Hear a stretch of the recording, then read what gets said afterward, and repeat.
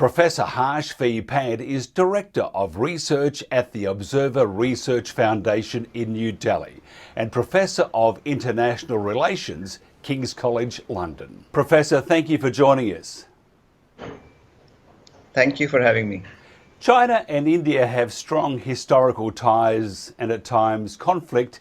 Can you briefly explain why border issues are an ongoing problem between the nations and what China sought to achieve during the recent clash in the Galvan Valley?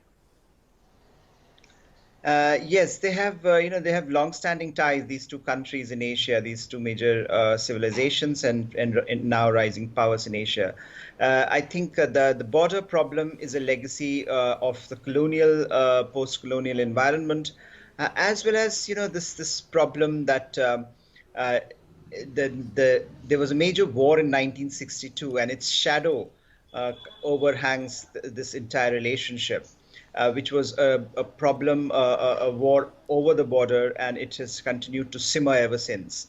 Now, this is the longest undemarcated border between any two countries in the world at the moment. Transgressions, Indian soldiers moving to the Chinese side, Chinese soldiers moving to the Indian side because it is undemarcated is quite natural.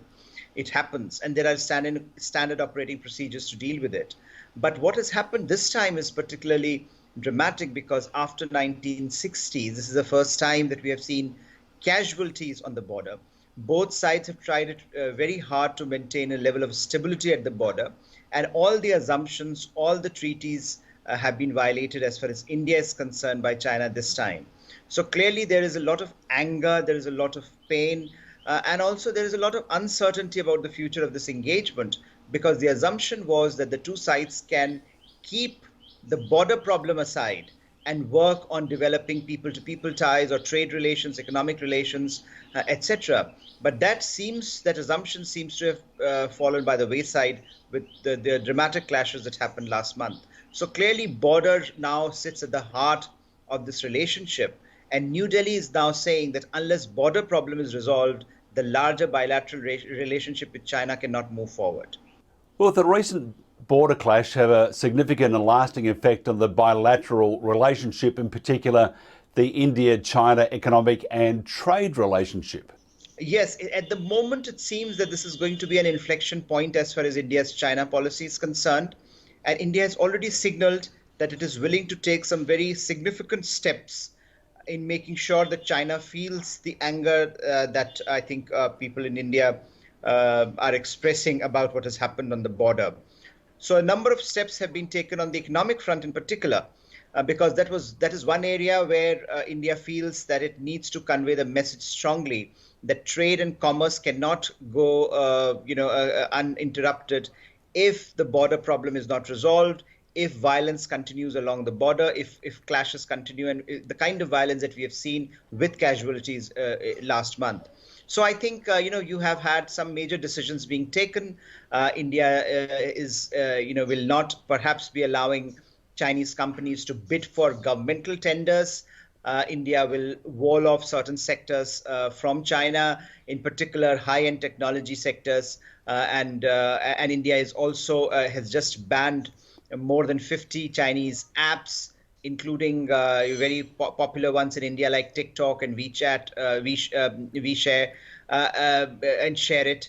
And I think there the assumption is that though these moves at the moment might be symbolic, and India is not willing to disrupt the entire spectrum of economic and trade ties with China, but clearly there are concerns that China's growing economic might and China's an over-dependence of India on China in certain areas, including pharmaceuticals, which was revealed during the COVID-19 crisis, is something that is not sustainable, not tenable, and India will take certain steps to preserve what it feels are its core and vital interests. And I think that's the message that is going out to China. And in the context of this border dispute, that particular problem that particular relationship of trade and commerce has also come under a scanner. So clearly things are not going to be normal between the two Asian powers over the next few months and years as I see it. And trade and commerce, which was at once seen as something that will galvanize this relationship, is now also part of this larger spectrum of sectors, along which India hopes to convey to the Chinese that that this is the new normal, that normalcy will not come to the relationship unless the larger strategic problem, the larger border problem between the two countries is not resolved, particularly from the Chinese side. Can you tell us what India's objection is to the Belt and Road Initiative?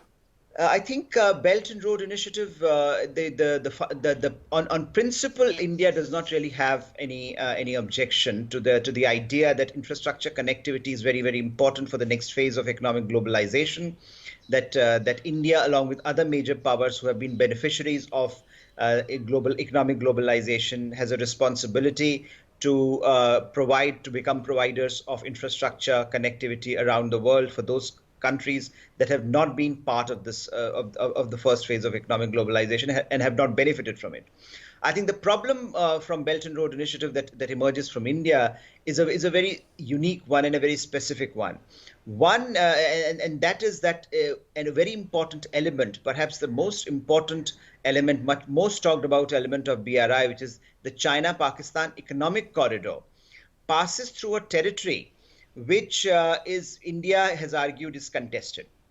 And India continues to make a claim that this is, historically, that is a contested territory because that passes through what India calls Pakistan occupied Kashmir. So the challenge for India, therefore, is that India cannot readily accept, Belt and Road Initiative and China-Pakistan Economic Corridor, which is a part of Belt and Road Initiative, without actually appending a large part of its foreign policy assumptions and a large part of its foreign policy priorities. And there has always been dispute about this region, and for a long time, China accepted the dispute. But what China seems to be doing now with China-Pakistan Economic Corridor, as far as India is concerned, is virtually conceding to Pakistan's side of this equation and arguing that it is indeed Chinese territory. In the past, China had refused to involve itself in the bilateral dispute between India and China. But increasingly, as Sino-Indian ties have gone down, have deteriorated, with CPEC, China has given a very important message to India that it does not believe that India's sovereign claims are important enough for China to take Indian concerns into account. And that has made it difficult for India to accept Belt and Road Initiative in principle and in operational terms. So clearly, I think that has also deteriorated the wider climate as far as China is concerned in India, because the concern in India is that China does not take Indian national security priorities, Indian strategic priorities into account while making decisions which are largely unilateral in nature. Along with that, there are other normative problems with BRI that India was the first country to put on the global agenda, that the China-Pakistan Economic Corridor and Belt and Road Initiative in particular, in the larger context, is a unilateral policy initiative of the Xi Jinping government. It does not involve capacity building for those states where infrastructure connectivity is being sought to be created. And it does not allow the possibility of participatory engagement of those countries which are part of this initiative. So as a result, what we have seen over the last few years is what has been termed as the debt trap diplomacy, that in the garb of building projects, infrastructure in various countries around the world, what has happened is that most of the smaller countries have fallen under the debt trap of China. And because the projects are not only financially and environmentally unsustainable, but do not do anything to build capacity in third countries. So therefore, along with the larger problem of sovereignty that India was trying to underscore, these were some of the points that India was the first country to articulate. And now they've become an important part of the global discourse as well, because most countries today feel that Belt and Road Initiative, as it is conceived today, is not particularly favorable to the kind of ambition it has had when it was conceived perhaps by China, that infrastructure connectivity needs to be built in a manner that is multilateral, that is participatory, and that helps in capacity building in weaker states. How's India handling COVID-19 at the moment, and what will India economically be like post-COVID-19? Yes, I think COVID-19 has really upended a lot of the assumptions that most countries would have made about their economic trajectories, about the future of their economies, and the social and political stability. And I think in India also, this crisis has given rise to a number of issues that are perhaps going to have a very, very long-standing impact on how India emerges out of this crisis.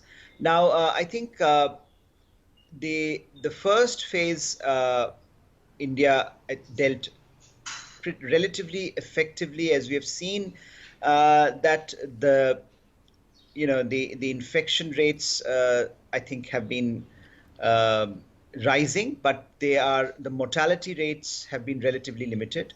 Has been down. It is not as high as perhaps in some of the other countries that we have seen, and this despite the problematic nature of India's health system. So clearly, I think the fact that mortality rates in India have not been high has given some amount of confidence that despite its rickety health infrastructure, India can manage in the short to medium term. But if the crisis lasts longer, if the numbers continue to rise to new heights, the problems might get more severe. But the challenge, I think, has always been that the economic slowdown that it has generated is causing a second order effect on the Indian economy, which would be very, very difficult to manage, because clearly you have the marginalized communities, the poor, the vulnerable. They are suffering the most from both ends of the spectrum, from the health crisis as well as from the economic crisis it has generated. So you have two sides of this. The first phase was a health crisis, which India is trying to grapple with, and as I said, despite the challenges, the mortality rates have been under control. The economic crisis is one that is going to be more severe, that is going to be more, longer lasting. And I think that's the challenge for Indian policymakers. How do they revive Indian economy in the short to medium term, with all the challenges and all the uncertainties that are there about the future of COVID-19? We have not heard the last of it. I think many in India would have been arguing, the public health officials, that the curve has still not been flattened, and we don't know when it might happen. And given what is happening in other countries where we have also seen some second wave emerging, I think the issues as far as India is concerned remain very, very crucial, and the challenge for policymakers remains a huge one, given that resource constraints, given the kind of infrastructure constraints that India faces. So I think that it will be a long haul, but the hope is that as things turn around by later this year, or possibly early next year, Indian economy will have enough resilience to bounce back. And some of the initial assessments that we have heard from major international agencies point to that effect. But again, this is a very uncertain territory we are into, and we really don't know how this might pan out. And finally, this is something I'm looking forward to. India has yet another battle on its hands for the forthcoming cricket tour of Australia. Perhaps you could keep Virat Kohli at home, if you wouldn't mind. I think that given that he has been at home for the last few months, I'm sure he wants to get out as soon as he possibly can. No, he doesn't. No, he doesn't. He wants to stay home. He was telling me last night, I want to stay home. Lovely chatting. Thank you very much for your time. And perhaps we can do this later on. Thank you, Mike. Thank you. Thank you, Professor.